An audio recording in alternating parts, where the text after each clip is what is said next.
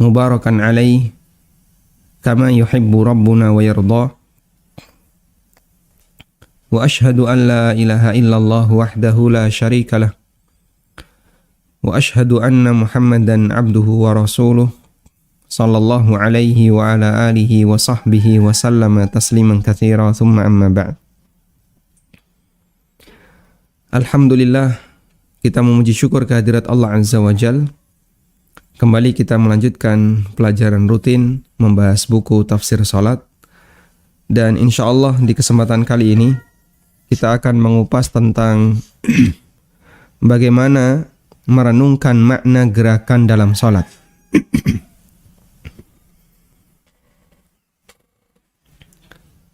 Merenungkan gerakan dalam salat bentuknya ada dua. Yang pertama adalah merenungkan bagaimana cara melakukan gerakan itu sesuai sunnah. Dan modal utama untuk bisa melakukan ini adalah dengan mempelajari sunnah-sunnah Nabi SAW dalam salat. Seperti bagaimana cara melakukan takbiratul ihram yang sesuai sunnah, bagaimana cara sedekap yang sesuai sunnah, bagaimana cara rukuk yang benar, cara i'tidal yang benar, dan seterusnya. Dan secara umum, seorang hamba akan berusaha untuk meniru panutannya. Sehingga ketika dia tahu bagaimana cara Nabi SAW melakukan ibadah, maka ketika dia menganggap dan besar semangatnya untuk meniru sunnah Nabi SAW, dia akan berusaha untuk menyesuaikannya. Dan itu bisa menambah kekhusyuan. Seperti Anda bisa perhatikan ya, seorang penari sampai pada posisi jari saja kadang diperhatikan. Sehingga saat dia meniru mentornya atau dia meniru gurunya, disuruh untuk gerak pelungkit gini, pelungkit gitu ya, disuruh untuk gerak kanan kiri, dia berusaha untuk meniru dengan sempurna. Dan itu dia kerjakan dengan fokus. Seorang yang menggunakan senjata, bahkan kadang sampai posisi jari itu diperhitungkan. Jari tidak boleh di sini, tidak boleh di sini. Nanti gimana ketika megang pedang, megang samurai? Apa yang harus dipikirkan ketika megang samurai? Apa yang harus lakukan ketika medang tembak? Megang ini, megang ini. Sampai posisi jari itu diperhitungkan. Dia akan berusaha untuk fokus melakukan sebagaimana yang diajarkan oleh mentornya. Maka demikian pula gerakan-gerakan yang lain. Dan tentu saja salat harus kita lakukan dengan semangat seperti itu. Mengapa harus sesuai sunnah? Karena secara umum manusia akan semakin yakin dengan amalannya jika amalan itu sesuai dengan praktek yang dilakukan oleh panutannya. Sehingga jika Anda ingin melakukan gerakan sholat dan Anda yakin benar, ikuti praktek sholat Nabi SAW.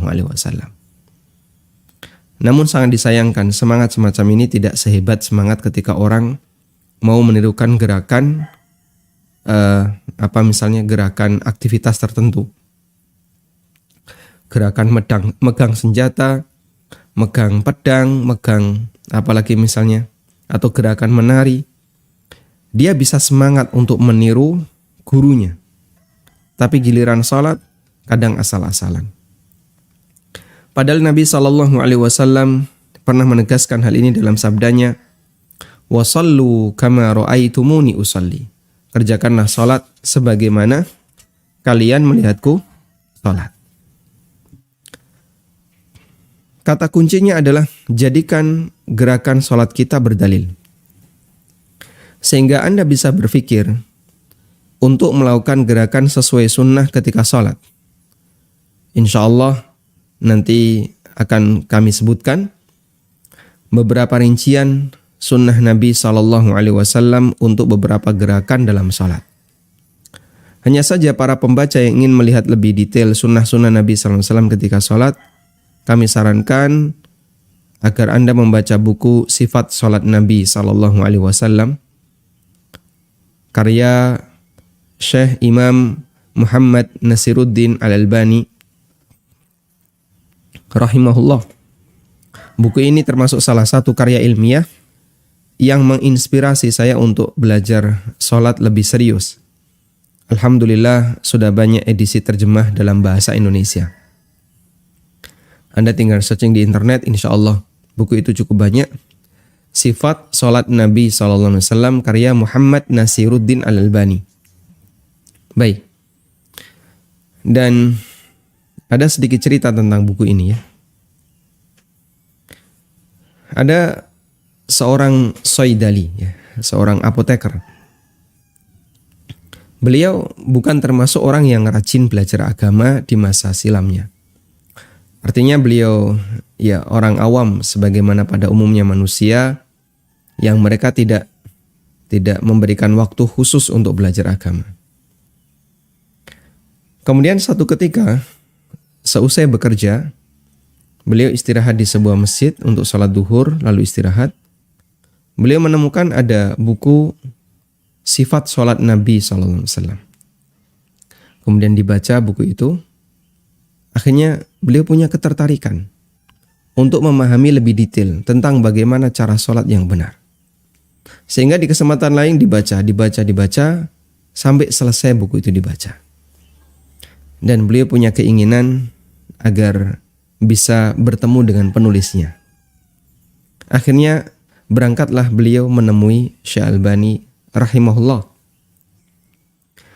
Kemudian beliau menjadi muridnya Syekh Albani, termasuk di antara murid dekatnya beliau, murid dekatnya Syekh Albani. Sampai akhirnya beliau menjadi ahli hadis.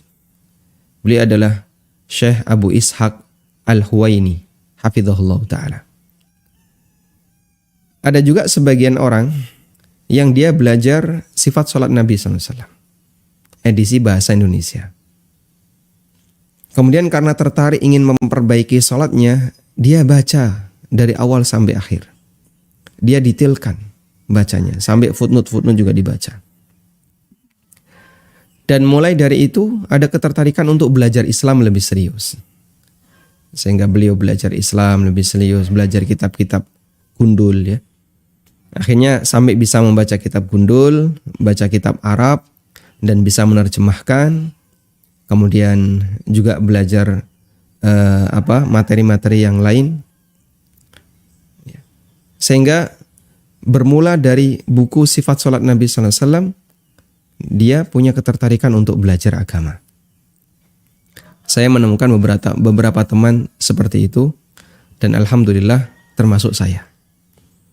Ya, dulunya ketika kuliah, sebagaimana layaknya mahasiswa yang lain, ya, kita tidak bisa bahasa Arab.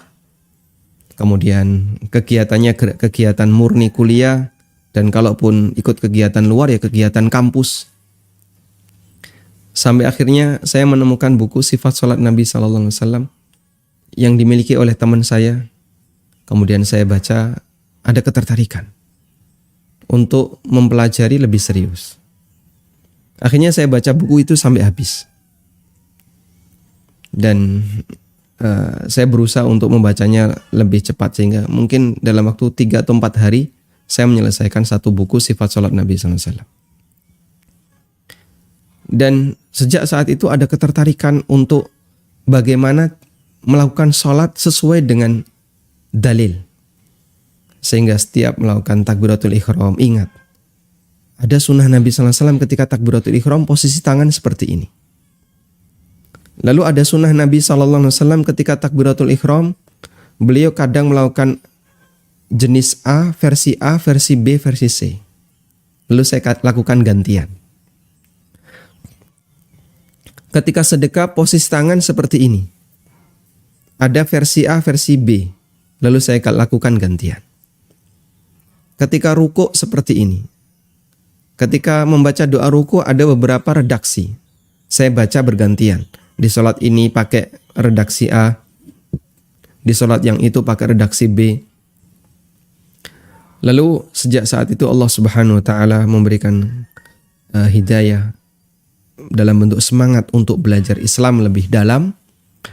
Kemudian saya belajar kepada Ustadz Aris Munandar hafizahullah ta'ala.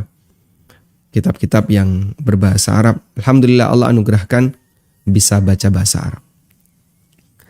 Dan itu awal mula saya mendapatkan hidayah untuk mau belajar Islam jauh lebih dalam.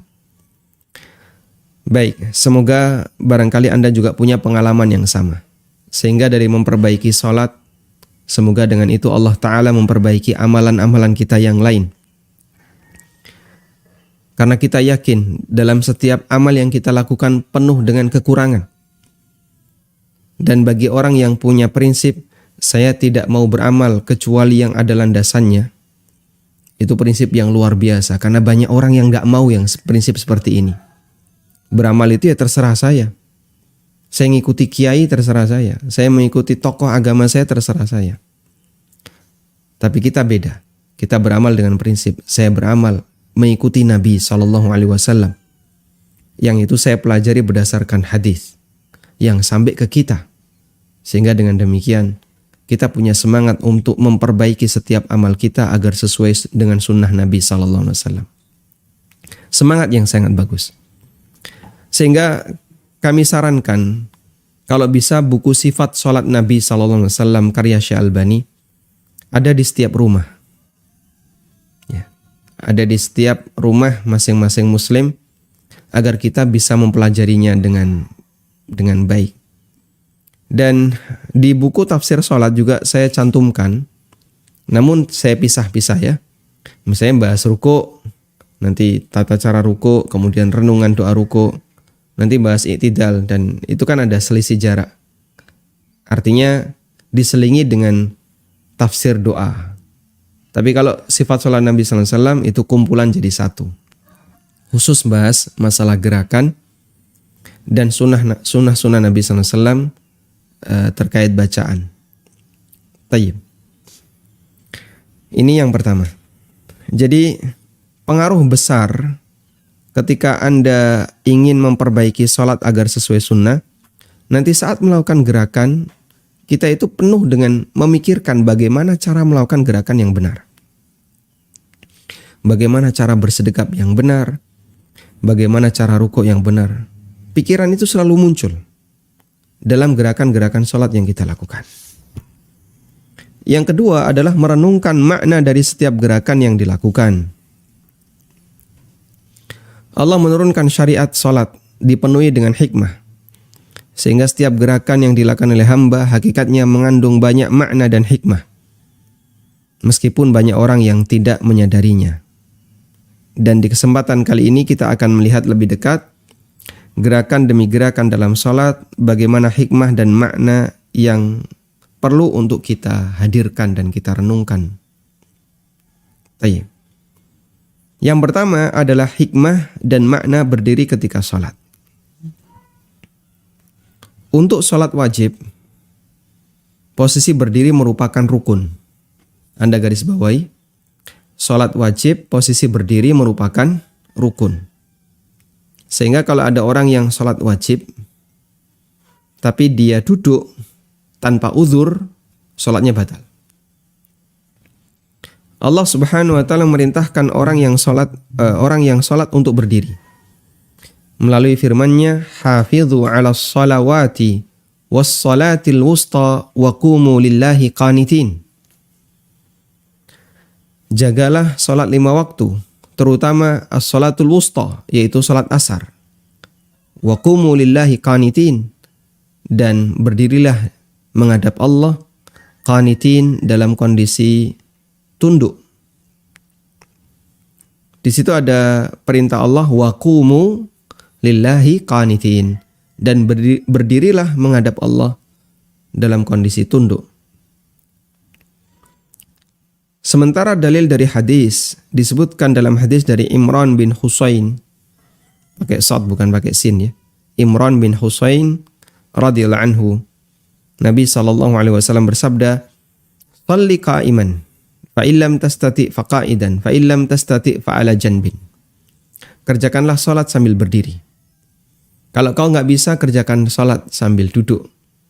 Kalau kau nggak bisa, kerjakan salat sambil tidur miring, fa ala janbin. Kalau tidur miring tidak bisa, maka kerjakan sholat sambil tidur terlentang. Sehingga dia kerjakan sebisanya. Ketika orang itu berdiri, maka dia menghadap kepada Allah dengan jiwa dan raganya. Karena itu pada saat berdiri sholat, kita diperintahkan untuk tunduk menghadap ke arah tempat sujud. Ketika Nabi SAW mengerjakan sholat, beliau menundukkan kepalanya dan mengarahkan pandangannya ke tanah. Sehingga tidak dongak. Dan ini terlarang ya. Terlarang, ada ancaman khusus. Orang yang melakukan sholat sambil mengarahkan pandangannya ke atas. Juga tidak tolah-toleh. Tidak melihat ke arah depan, tapi melihat ke arah bawah. Sehingga menampakkan suasana tunduk di hadapan Rabbul Izzah Azza wa Jal. Nabi SAW dalam hadis riwayat Bukhari juga melarang orang sholat sambil melihat ke atas. Dan larangannya sangat keras. Nabi SAW bersabda, "La yantahiyanna aqwamun." Hendaknya orang itu menghentikan kebiasaannya. Ya. Yang dia melihat ke arah atas. Atau Allah Subhanahu wa Ta'ala akan menyambar matanya. Sehingga bisa jadi ketika hukuman itu diturunkan, maka orang jadi buta. Karena dia melihat ke arah atas. Renungan apa yang bisa kita hadirkan? Renungkan bahwa ketika Anda berdiri pada saat sholat, Anda sedang melakukan perintah Allah di surat Al-Baqarah ayat 238. Wa qumu lillahi qanitin. Berdirilah menghadap kepada Allah dalam kondisi tunduk. Sehingga saat kita berdiri, saya sedang melaksanakan perintah Allah. Wa qumu lillahi qanitin. Allah perintahkan saya untuk berdiri ketika salat. Dan menjalankan perintah Allah itu satu kebanggaan. Ya. Coba ketika Anda tiba-tiba dapat instruksi, surat dari presiden. Ya. Bapak tolong tanam kacang. Nyuruhnya tanam kacang misalnya. Ya. Anda akan merasa kaget. Presiden nyuruh saya. Saya ini siapa kok sampai ada perintah seperti ini? Isinya isinya adalah diperintahkan untuk tanam kacang. Maka kita akan semangat tanam kacang. Andaikan yang memerintahkan Anda adalah Allah Azza wa Jalla langsung. Dalam bentuk misalnya Anda ini pengandaian ya. Misalnya Anda mendapatkan sebuah surat dari sang Nabi. Allah perintahkan agar kau membaca surat ini. Mungkin kita akan nangis. Nabi SAW pernah bersama Ubay bin Ka'ab radhiyallahu anhu. Lalu beliau bersabda, "Innallaha amarani an aqra'a alaika surah Al-Bayyinah." Allah perintahkan aku untuk membacakan kepadamu surat Al-Bayyinah. An aqra'a alaika lam yakunil ladzina kafaru. Surat Al-Bayyinah. Kemudian Ubay balik bertanya kepada Nabi SAW. Wa qad sammani. Apakah Allah menyebut namaku? Jawab Nabi SAW. Naam. Betul. Fabaka Ubay. Maka Ubay pun menangis. Allah menyebut namaku. Nabi SAW mengatakan kepada Ubay bin Ka'ab, Allah menyuruhku untuk membacakan surat Lam yakunil ladzina kafaru kepadamu. Ubay balik tanya, Allah menyebut namaku? Betul. Fabaka Ubay. Maka Ubay pun menangis. Nah, ada banyak perintah Allah dalam Al-Quran yang kadang kita melakukannya, tapi kita tidak menyadari kalau itu bagian dari perintah Allah. Maka renungkan bahasanya Anda sedang melaksanakan perintah Allah. Ini saya sedang menjalankan perintah Allah. Perintah penciptaku. Perintah Robku. Renungan pula bahwasanya saat ini kita sedang menghadap Allah di dunia. Dan nanti kita akan menghadap Allah di akhirat. Menghadap Allah untuk menerima hisab. Dalam posisi yang sama, yaitu posisi berdiri. Sehingga saat ini ketika di dunia kita menghadap Allah. Untuk memohon rahmatnya. Untuk memohon ampunan darinya. Dan kelak kita akan menghadap Allah. Untuk dihisab amal-amal kita. Ada yang dimudahkan. Dan ada yang mengalami kesulitan. Sehingga semoga berdirinya kita menghadap Allah di dunia menjadi sebab kita dimudahkan oleh Allah Ta'ala untuk berdiri ketika di akhirat. Selanjutnya yang ketiga, berharaplah kepada Allah sebagaimana Allah memudahkan kita berdiri menghadapnya ketika sholat pada saat di dunia. Semoga dengan ini Allah memudahkan kita menghadapnya di akhirat. Sebaliknya, orang yang tidak mau berdiri menghadap Allah ketika di dunia dengan melaksanakan sholat, dia akan mendapatkan kesulitan. Dia akan menghadapi berbagai macam kesulitan ketika menghadap Allah Ta'ala di akhirat. Allah Ta'ala berfirman, kita ingat ayat ini ya. Surat Saba ayat 31. Walau tara idhiz zalimuna mawqufuna 'inda rabbihim yarji'u ba'duhum ila ba'dinil qawla. Andaikan kamu melihat ketika orang zalim menghadap kepada pencipta mereka. Idz zalimuna mawqufun 'inda rabbihim. Ketika orang zalim, yaitu orang-orang kafir, orang-orang musyrik dan orang-orang zalim yang lainnya, dia menghadap Allah Ta'ala, berdiri di hadapan Allah Subhanahu wa Ta'ala. Yarji'u ba'duhum ila ba'dinil qawla. Maka sesama orang zalim itu saling menyalahkan antara satu dengan yang lain. Gara-gara kamu, gara-gara kamu, gara-gara kamu. Di posisi mereka sedang menghadap Allah Subhanahu wa Ta'ala. Ibnu Rajab menggambarkan ketakutan para ulama di masa silam ketika mereka berdiri di hadapan Allah Ta'ala. Wa kana al-ulama'u idza qama ahaduhum fi sholati haba ar-rahman 'azza wa jalla ay yashudda nadharahu. Dulu di antara para ulama, idza qama ahaduhum ila shalah, idza qama ahaduhum fi shalah, ketika mereka berdiri melakukan salat, menghadap Allah ketika salat, habar rahman, mereka merasa takut kepada ar-Rahman, Allah Azza wa Jal, ketika pandangannya melenceng. Habar rahman Azza wa Jalla ayasudda nadharahu. Dia merasa takut di hadapan ar-Rahman, jangan sampai pandangannya itu melenceng. Tiba-tiba matanya ngelirik. Itu dia takut di hadapan Allah Subhanahu wa Ta'ala. Au yuqallibal has au yaltafit au yuqallibal hasa, atau bahkan dia menoleh atau mainan kerikil. Au ya'butha bi syai'in, atau dia bermain dengan sesuatu. Au yuhaddithu ya'ni nafsahu bi syai'in minad dunya, atau dia bicara dengan dirinya sendiri, batin, atau dia batin. Bi syai'in minad dunya, dalam perkara dunia. Illa nasiyan madama fi salatihi, kecuali jika dia lupa selagi masih salat. Masya Allah. Sehingga kalau Anda berhadapan dengan orang yang sangat Anda takuti, orang yang sangat Anda segani, ya, mungkin kita nggak berani untuk ngelirik, itu nggak berani.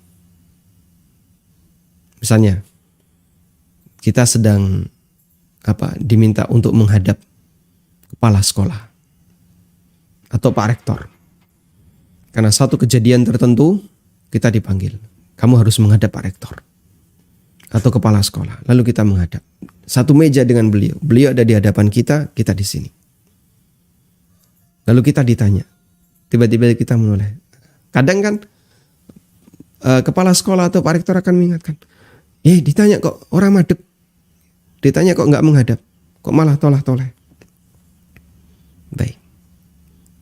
Seperti itu pula ketika kita sedang menghadap Allah Ta'ala dalam salat.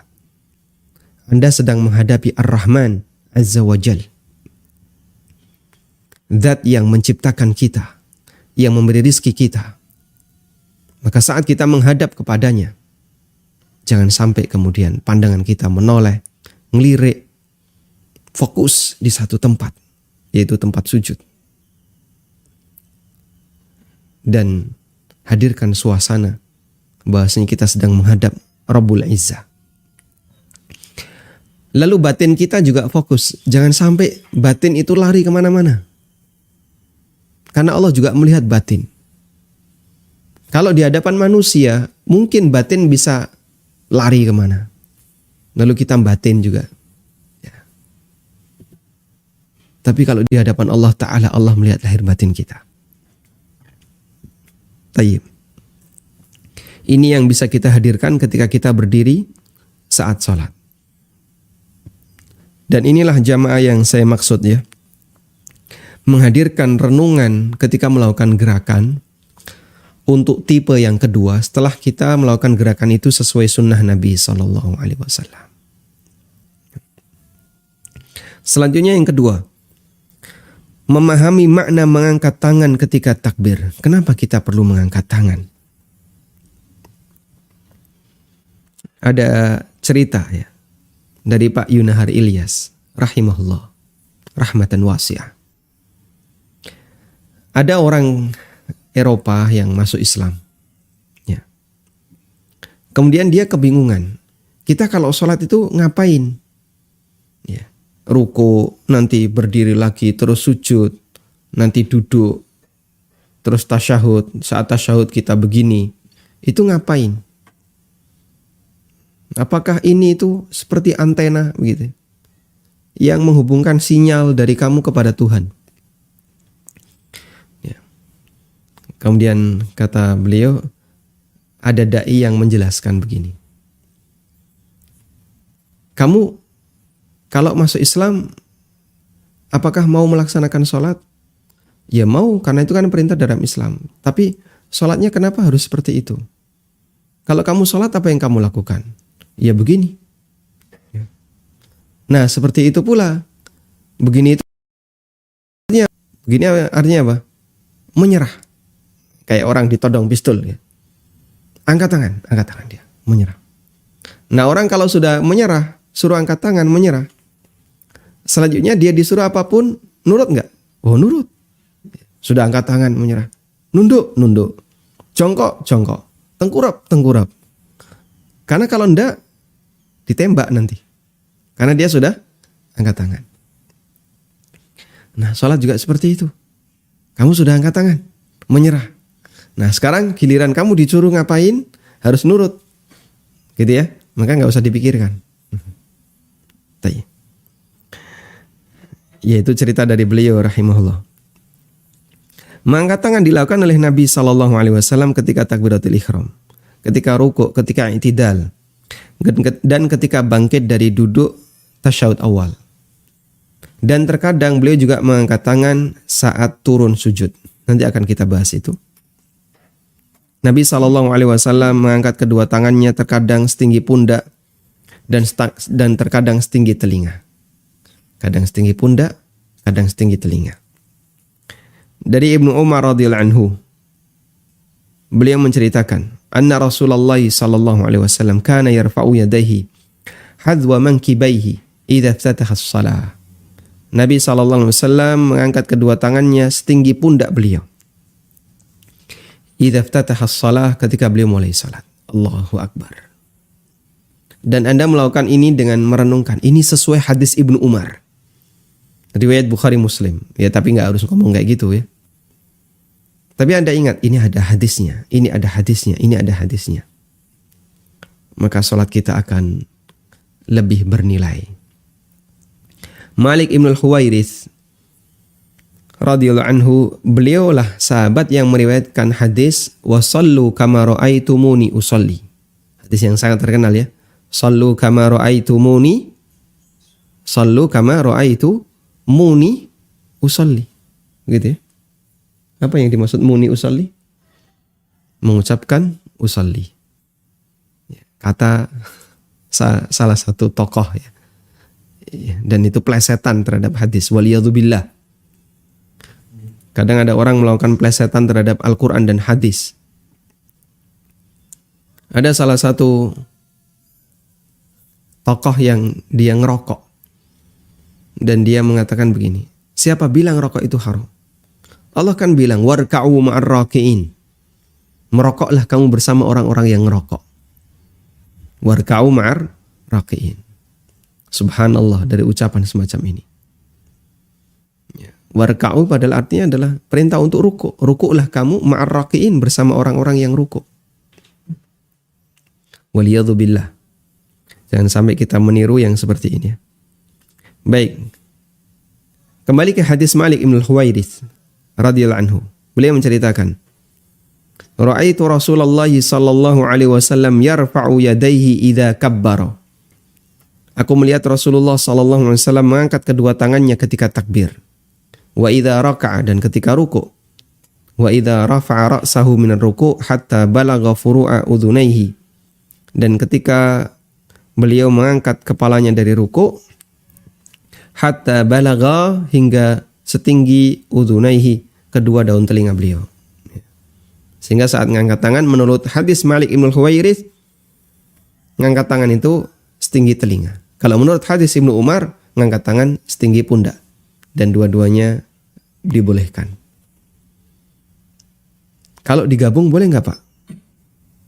Nggak boleh ya. Kayak gini jadi satu di pundak, satu di telinga. Nggak boleh. Harus sejajar. Namun boleh bergantian. Sehingga tidak digabung, tapi diamalkan secara apa? Bergantian. Kadang setinggi pundak, kadang setinggi telinga. Ya. Karena itu pada saat kita mengangkat tangan, tanamkan kepada diri kita bahwa kita sedang melaksanakan dan melestarikan sunnah Nabi SAW. Baik.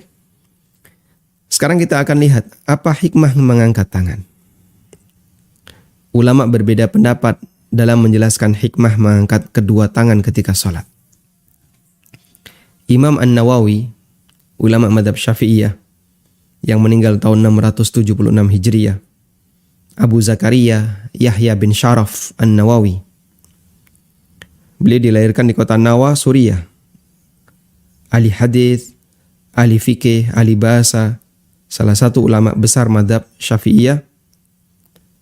Di rentang usia beliau 46 tahun, beliau menghasilkan puluhan karya tulis dan rata-rata menonjol di tengah umat. Allah jadikan beliau sebagai salah satu guru besar umat. Baik, coba Anda perhatikan dalam hadis Riyadhus Shalihin ada di mana-mana. Dalam masalah apa lagi? Dalam hadis yang tipis Arba'in Nawawiyah ada di mana-mana. Fikih Syafi'i, beliau punya banyak kitab fikih Syafi'i yang jadi rujukan. Al-Majmu' Syarah Muhadzab, Raudhatut Talibin, dan banyak karya beliau yang lainnya. Masya Allah. Saya kalau mengingat Imam Nawawi, usianya pendek, tapi karyanya jadi banyak rujukan. Dan itulah orang yang berprestasi di tengah umat Muhammad sallallahu alaihi wasallam. Punya banyak keunggulan. Nah, dalam Al-Majmu' Syarah Muhadzab menyebutkan beberapa hikmah mengangkat tangan ketika takbir. An-Nawawi menyebutkan beberapa hikmah. Anis Syafi'i annahu shalla bi janbi Muhammad ibn al-Hasan. Diriwayatkan dari Syafi'i bahwasanya beliau pernah salat di samping seorang ulama namanya Muhammad bin Hasan Asy-Syaibani. Muhammad bin Hasan Asy-Syaibani ini murid seniornya Abu Hanifah. Farafa'a Syafi'i yadayhi lirruku'i walirraf'i minhu. Imam Syafi'i mengangkat tangan ketika ruku', ketika i'tidal. Faqala lahu Muhammad, maka Muhammad bin Hasan Asy-Syaibani bertanya kepada Imam Syafi'i, lima rafa'ta yadayka? Kenapa kau mengangkat tanganmu? Faqala Syafi'i, i'dhaman li jalalillahi ta'ala wattiba'an li sunnati rasulih sallallahu alaihi wasallam wa raja'an li thawabillah. Ada 3 alasan. Kenapa aku mengangkat tangan ketika mau ruku, ketika i'tidal?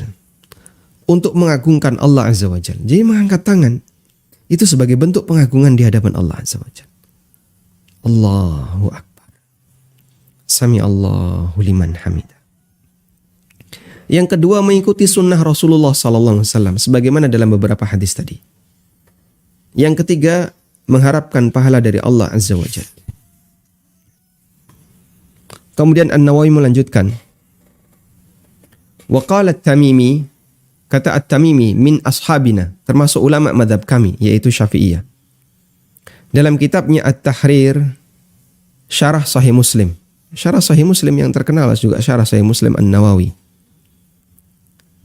Minan nasi man qala, kata At-Tamimi, ada sebagian orang yang mengatakan raf'ul yadaini ta'abbudun la yu'kalu ma'nahu. Mengangkat kedua tangan adalah bentuk ibadah yang tidak bisa dilogika. Wa minhum man qala, ada juga yang mengatakan huwa isyaratun ila tauhid. Mengangkat kedua tangan adalah isyarat tauhid.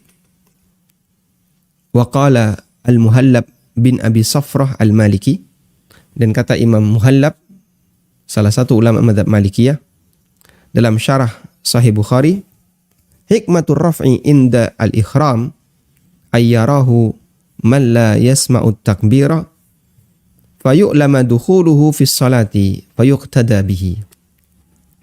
Hikmah mengangkat tangan ketika takbiratul ikhram adalah agar bisa dilihat oleh makmum yang enggak dengar imam. Dulu kan enggak pakai pengeras suara. Dan imam itu belum tentu orang yang suaranya kencang. Kadang ada imam yang sudah tua, suaranya lemah.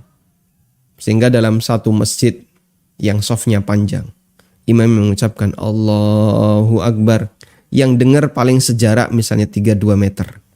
Yang kanan kiri yang atau belakang yang gak dengar melihat imam yang angkat tangan. Ini menurut keterangan Al-Muhallab, salah satu ulama madhab Malikiyah. Imam Nawawi menyebutkan pendapat yang lainnya. Wakila huwa istislam wangkiyadun wa kana al-asiru, ini yang tadi disinggung oleh Ustadz Yunahar ya.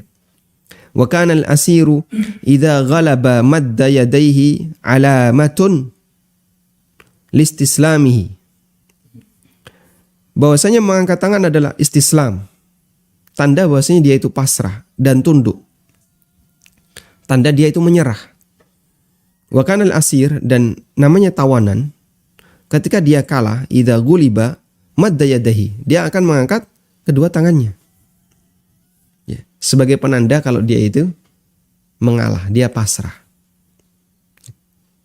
Wakila, ada yang mengatakan huwa isyaratun ila tarhi umurid dunya wal iqbal bikulliyatihi ala salatihi. Ini merupakan isyarat kalau dia melepaskan seluruh perkara dunia. Allahu Akbar, dia lepaskan seluruh perkara dunia. Wal iqbal, kemudian dia menghadap keseluruhan dirinya. Dia siap menghadapkan keseluruhan dirinya ala salatihi, untuk mengerjakan salat. Ya, sehingga seperti orang yang udah saya enggak tahu. Ini ya. Maksudnya apa ini? Dia lepas karena dia bilang, saya enggak tahu, itu bukan urusan saya. Dan itu pakai isyarat tangan. Saya enggak tahu, itu bukan urusan saya. Ini keliru, Pak. Harusnya dibuka, bukan digenggam. Sehingga melepas sesuatu itu digambarkan dengan melebarkan telapak tangan. Ya. Dan jika kita hitung, dalam penjelasan beliau, An-Nawawi menyebutkan 8 hikmah dianjurkan mengangkat kedua tangan ketika takbiratul ihram dan ketika takbir-takbir yang lain. Semoga dengan memahami ini kita semakin semangat dalam mengamalkan sunnah ini. Coba kita sebutkan ulang ya, ada 8. Pertama dari pernyataan Imam Syafi'i, mengagungkan Allah Ta'ala. Ijlalan, i'zaman li jalalillah, mengagungkan Allah. Yang kedua, mengikuti sunnah Nabi SAW. Yang ketiga, mengharapkan pahala dari Allah. Ini dari keterangan Syafi'i. Yang kedua, dari keterangan At-Tamimi. Ada sebagian orang yang mengatakan ini ta'abbud, ya murni ibadah, nggak usah dilogika. Kemudian ada juga yang mengatakan isyarat tauhid. Ini sebagai isyarat tauhid. Keterangan Ibnul Muhallab, hikmahnya adalah agar yang nggak dengar suara imam bisa lihat imam sudah takbiratul ihram dengan mengangkat tangan. Yang keenam. Kemudian dari keterangan An-Nawawi yang lainnya, ini sebagai bentuk pasrah kepada Allah. Sebagaimana tawanan yang pasrah diangkat tangan. Dan yang ke-8 adalah isyarat saya lepaskan seluruh urusan dunia untuk siap menghadap dalam kegiatan salat. 8 hikmah yang disebutkan oleh An-Nawawi rahimahullah terkait hikmah mengangkat kedua tangan pada saat kita melaksanakan salat. Wallahu ta'ala alam, demikian yang bisa kita sampaikan. Dan masih ada beberapa gerakan-gerakan yang lain yang belum kita baca tentang bagaimana perenungannya. Insya Allah akan kita baca di pertemuan berikutnya. Semoga Allah Ta'ala memudahkan bagi kita untuk melaksanakan salat sesuai sunnah yang penuh dengan hikmah. Wassallallahu ala nabiyyina Muhammadin wa ala alihi wa sahbihi wasallam. Salurkan donasi Anda. Tidak ada satupun di antara sahabat Nabi SAW yang punya kemampuan kecuali mereka wakaf Untuk pembangunan SDTQ MIPS melalui rekening Bank Syariah Mandiri, kode bank 451, nomor rekening 7441049999 atas nama Yayasan Amal Abadi Indonesia. Info donasi 082 12345 7441. Semoga Allah Subhanahu wa taala memberikan keberkahan dan kemudahan. Wassallallahu ala nabiyyina Muhammadin wa ala alihi wa sahbihi wasallam. Wa akhiru da'wana alhamdulillahi rabbil alamin. Wassalamualaikum. Walhamdulillahi rabbil alamin. Selanjutnya bagi Anda yang mau bergabung kami persilahkan. Silahkan. Bismillah. Baik. Assalamualaikum warahmatullahi wabarakatuh. Waalaikumsalam warahmatullahi wabarakatuh. Silahkan. Ustaz, mengenai pikiran yang saya buat, apakah boleh kita membayangkan bisa pada saat sholat untuk menimbulkan rasa takut kepada Allah? Terus yang kedua, Mohon maaf bisa diulang. Boleh membayangkan apa tadi? apakah boleh kita membayangkan neraka? Membayangkan neraka. Ya, pada saat kita sholat menimbulkan rasa takut, atau apakah boleh kita membayangkan Allah itu berada di dekat kita, di atas kita gitu, pada saat kita sholat. Terus yang kedua, bolehkah kita membaca surah-surah hafalan kita pada saat kita sholat dengan suara gak keras, tapi di kamar sendiri, kita tuh di kamar sendiri ada anak tapi sedang tidur. Apakah boleh Ustaz pada saat sholat sunnah ataupun sholat fardu? Membaca hafalan berarti murojaah ya? Hafalan murojaah ya Ustaz. Nah, barakallahu fiik. Dan kurang saja kalau Assalamualaikum warahmatullahi wabarakatuh. Waalaikumsalam warahmatullahi wabarakatuh. Baik. Apakah boleh kita sholat sambil membayangkan neraka? Jika Anda membaca ayat-ayat tentang neraka, lalu membayangkan neraka, berarti respon terhadap apa yang kita baca. Dan itu bagian dari khusyuk. Sehingga misalnya kita membaca surat Al-A'la. Di bagian akhir ada kalimat gimana? Allah akan memberikan azab yang besar. Lalu kita teringat neraka. Atau kita membaca surat yang berisi tentang cerita hari kiamat. Ya. Misalnya kita membaca surat Al-Infitar. Idzas sama'un fatarat wa idzal kawakibun tatharat. Atau surat At-Takwir, Idzas syamsu kuwirat. Atau surat Al-Insyiqaq, Idzas sama'un syaqqat wa adzinat lirabbiha wa huqqat. Atau surat Zalzalah, Idzal zulzilatil ardu zilzalaha wa akhrajatil ardu athqalaha. Atau surat Al-Waqi'ah, Lalu kita membayangkan kondisi ngerinya kiamat. Kemudian kita nangis. Insya Allah itu termasuk bagian dari khusyuk. Sehingga membayangkan di situ kita lakukan sesuai dengan posisi apa yang kita baca. Nah,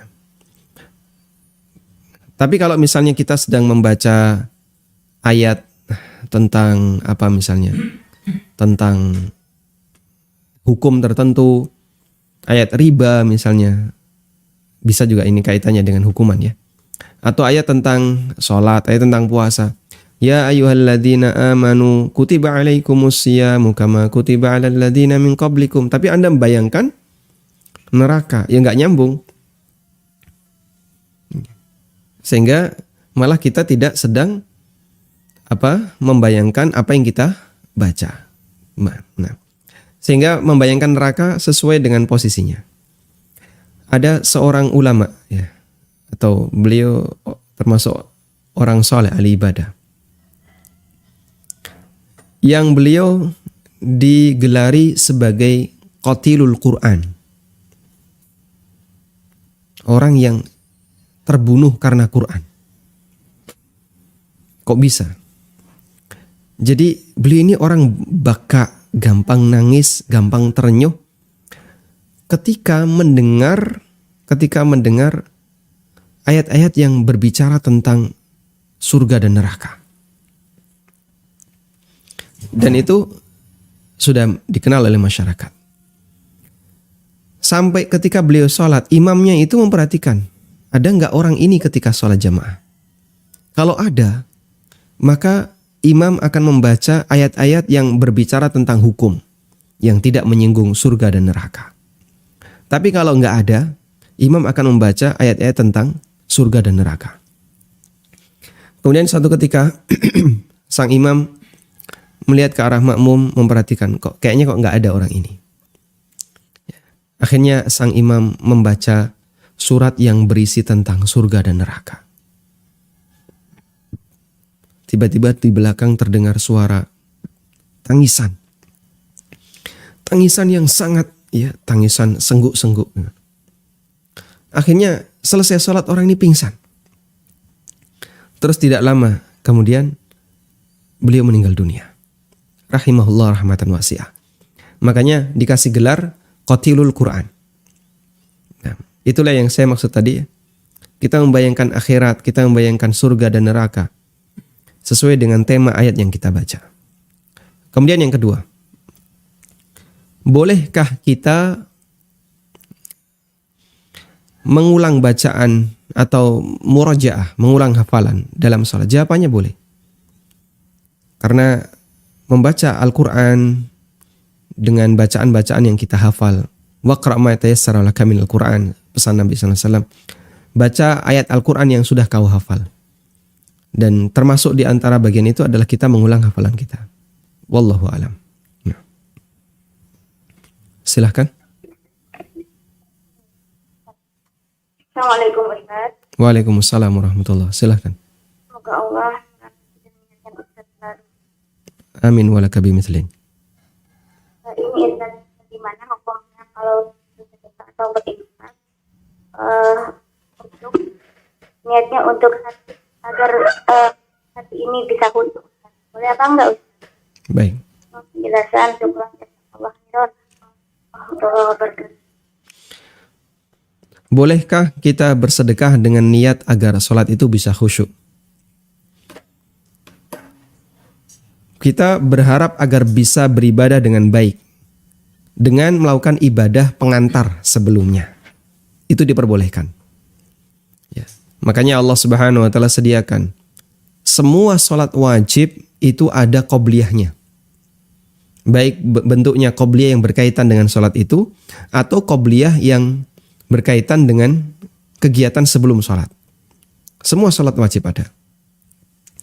Ada qobliyah subuh, qobliyah duhur, qobliyah asar, qobliyah maghrib.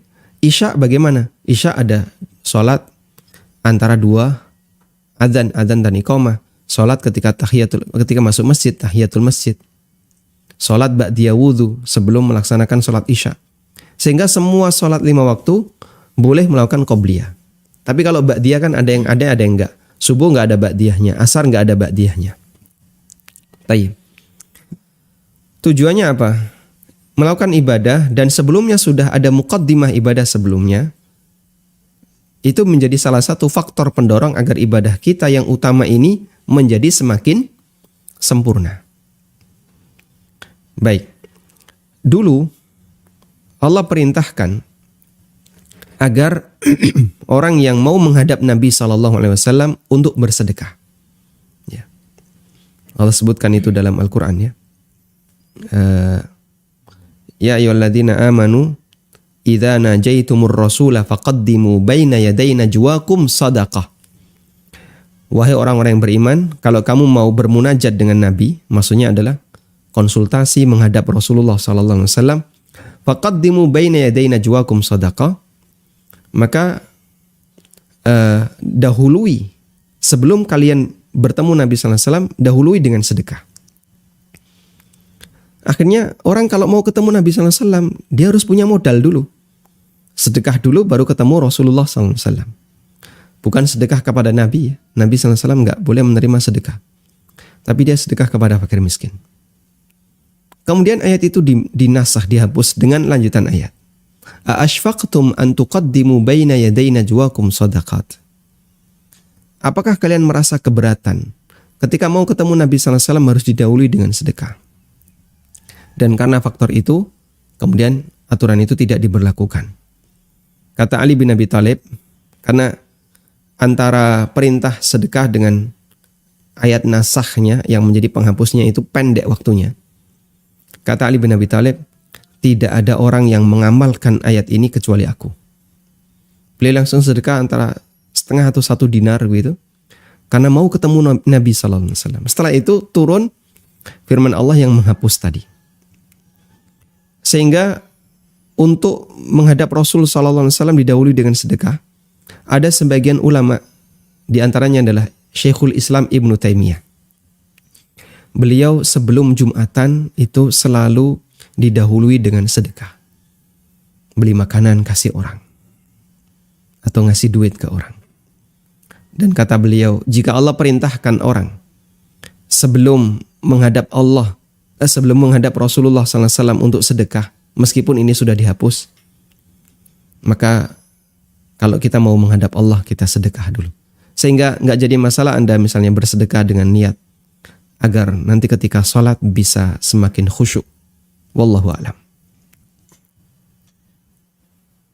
Bismillah. Ustadz, sholat mencegah seseorang dari perbuatan keji dan munkar. Tapi mengapa banyak orang yang sholat masih sering berbuat maksiat? Masya Allah. Baik. Kita meyakini ini karena ini ada dalam Al-Quran ya. Allah Subhanahu wa ta'ala berfirman. Coba kita bukakan ayatnya ya. Inna salata tanha anil fahsya'i wal munkar. Sesungguhnya salat itu mencegah seseorang untuk berbuat al-fahsya wal munkar.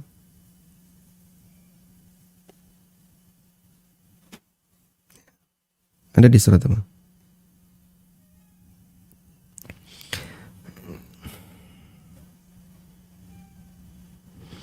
Inna salata tanha 'anil fahsya. Saya belum menemukan.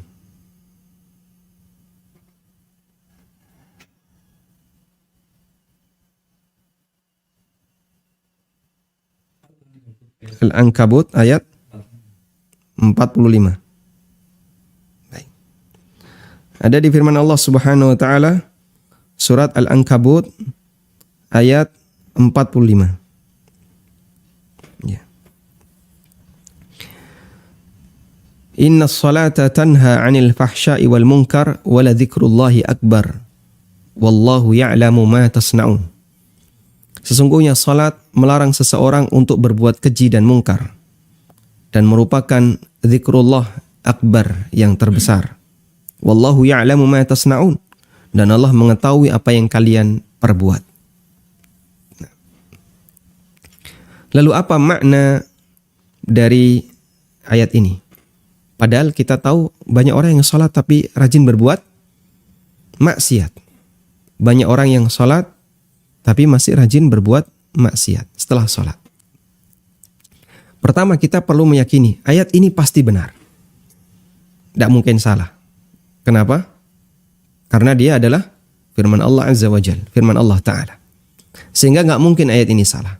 Ayat ini pasti benar, itu firman Allah. Baik. Tapi ketika kita tidak paham maknanya, jangan sampai kita menyudutkan itu ayat. Wah, ini pasti nggak benar. Realitanya, banyak orang yang sholat, tapi setelah sholat dia masih berbuat maksiat. Wah, ini tidak sesuai dengan realita. Oh, nanti dulu. Jangan komentar kayak gitu dulu. Mungkin Anda nggak paham tentang tafsirnya. Nah, Ibnu Ashur dalam kitab tafsirnya menjelaskan ada 3 makna dari kalimat inna sholata tanha anil fahsya'i wal munkar.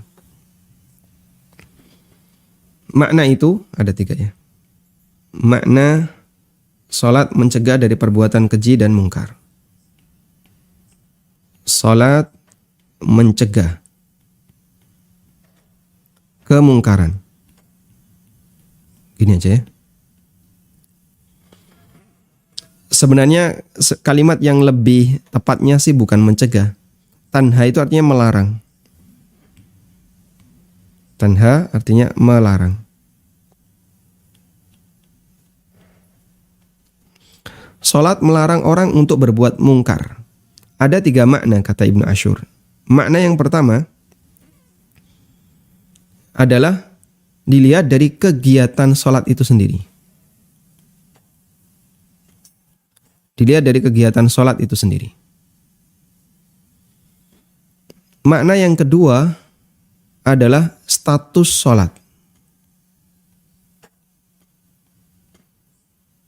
Makna yang ketiga adalah pengaruh pasca sholat.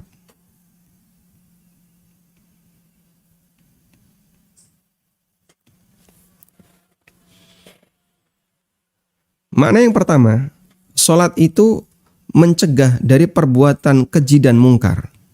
Artinya adalah dilihat dari kegiatan sholat. Saat orang sedang sholat, apakah dia sedang maksiat? Iya atau tidak? Tidak. Kan tidak mungkin dia sedang sholat kok sedang melakukan maksiat. Ada nggak orang yang sholat tapi di saat yang sama dia berzina? Tidak mungkin. Dia sedang sholat kok berzina. Ada nggak orang yang sholat tapi di saat yang sama dia menggunjing orang? Oh tidak. Dia sedang sholat kok malah ngobrol sama temennya. Kayak gini baru tuku wedhus. Wedhusnya meteng. Durung bayar. Misalnya kayak gitu ya.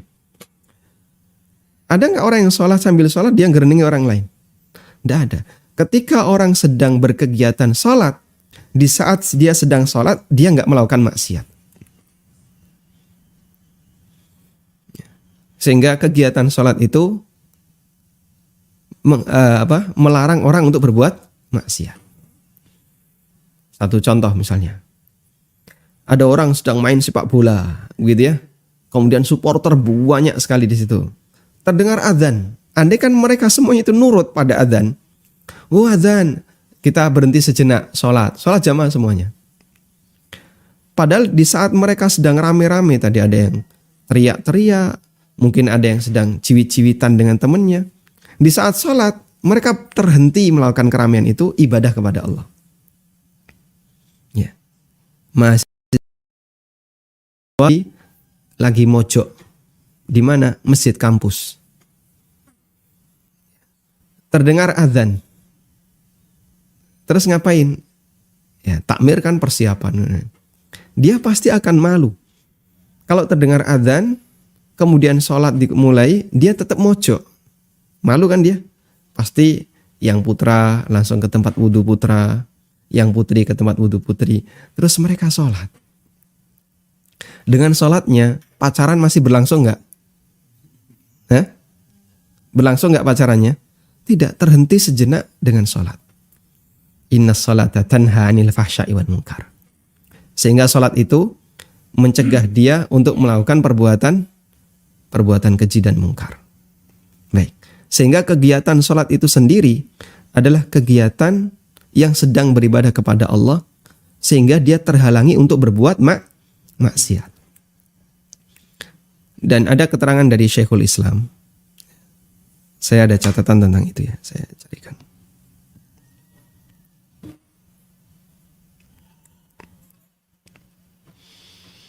Nah, Syekhul Islam pernah mengatakan, ini ketemu. Nafsu fi'li ta'ati yatadammanu tarkal ma'asi.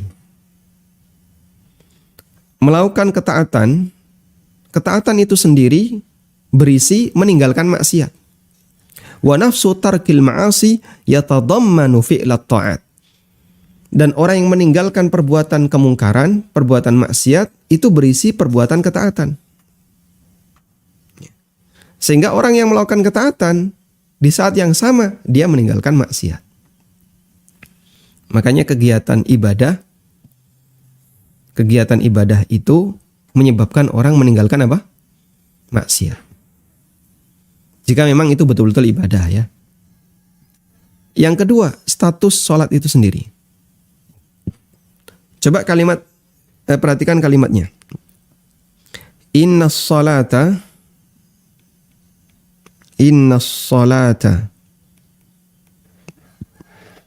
tanha. Sesungguhnya salat itu melarang.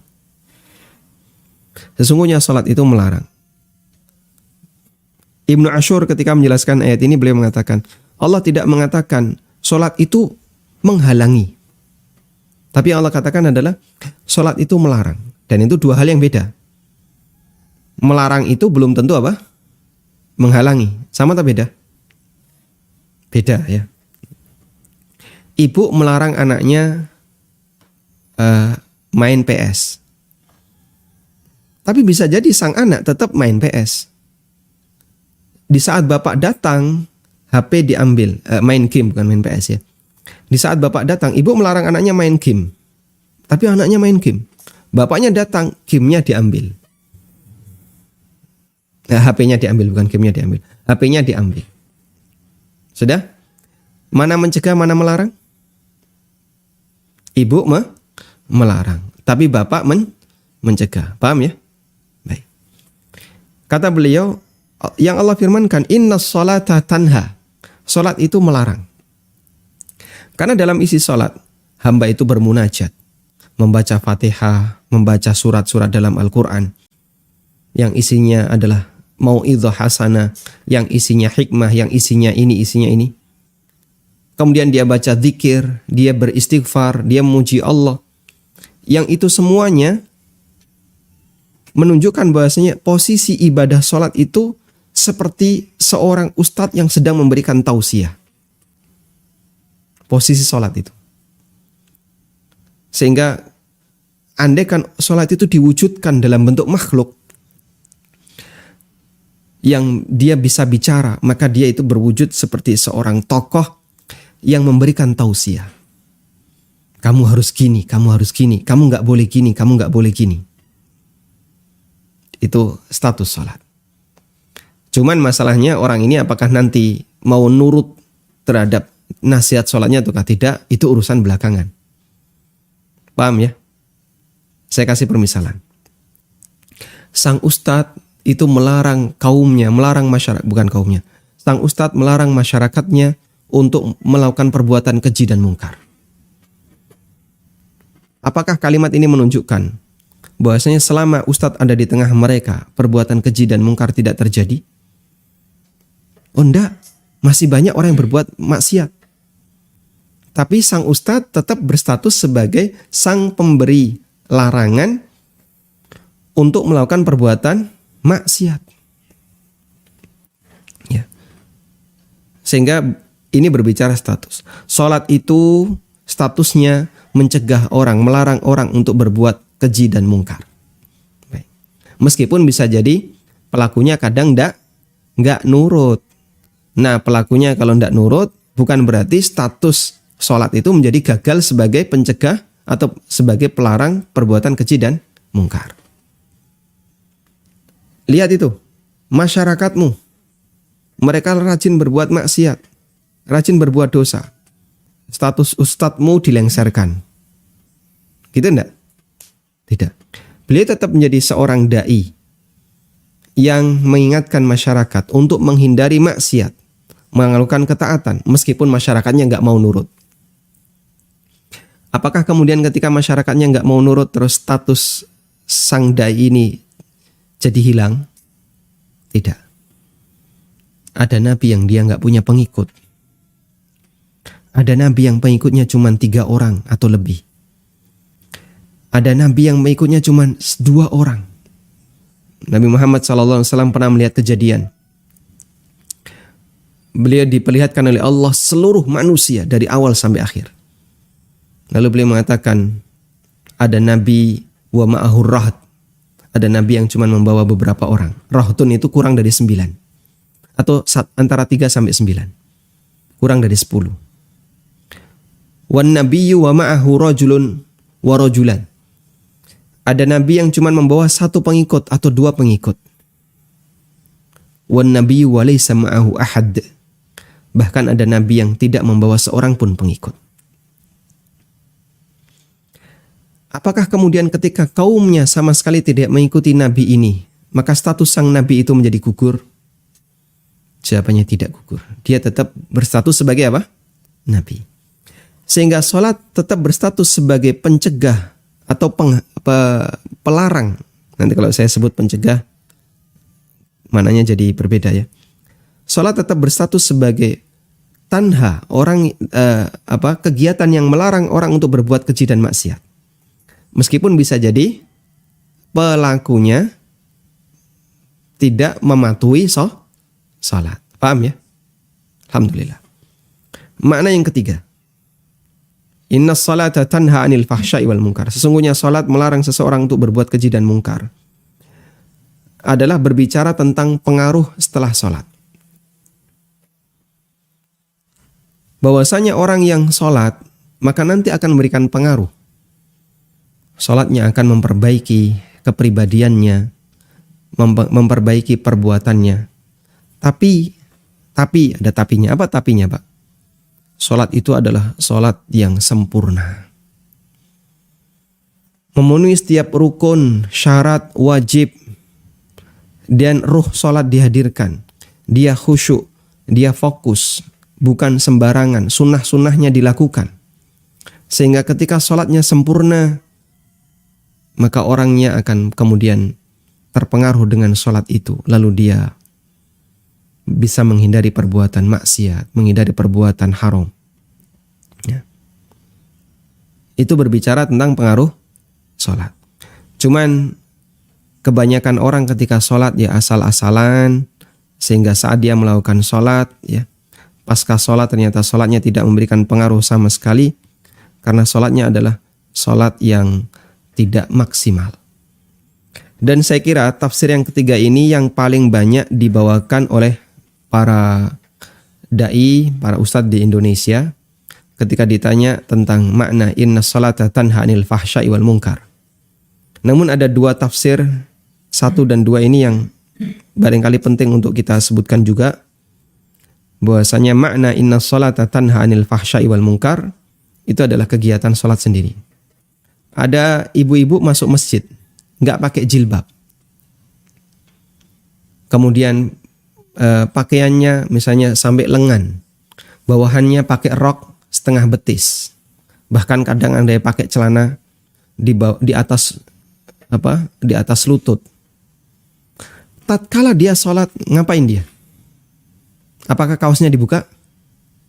Celananya dilepas? Tidak. Dia makin menutupi pakai mukena dia.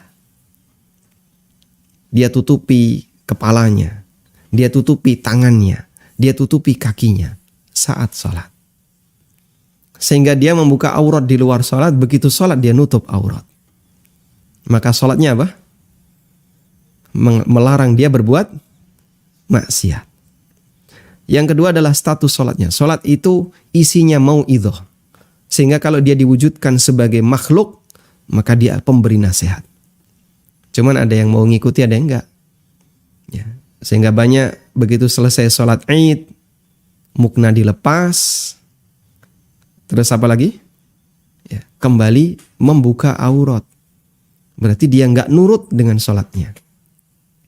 Andaikan dia nurut, dia akan bawa muknanya pulang ke rumah dalam posisi tetap dipakai agar dia menutupi auratnya. Cuman banyak jamaah putri yang kadang nggak mau seperti itu, sehingga sholatnya tidak memberikan pengaruh. Bisa jadi dia ketika sholat Id, pikirannya melayang kemana-mana, gerakannya tidak sempurna, sunnah-sunnahnya tidak dilakukan. Wallahu ta'ala alam. Tayyib, demikian yang bisa kita bahas di kesempatan kali ini. Semoga bermanfaat. Wassallallahu ala nabiyyina Muhammadin wa ala alihi wa sahbihi wa sallam. Wa akhiru da'wana alhamdulillahi rabbil alamin. Subhanakallahumma wa bihamdika. Asyhadu an la ilaha illa anta astaghfiruka wa atubu ilaik. Wassalamualaikum warahmatullahi wabarakatuh.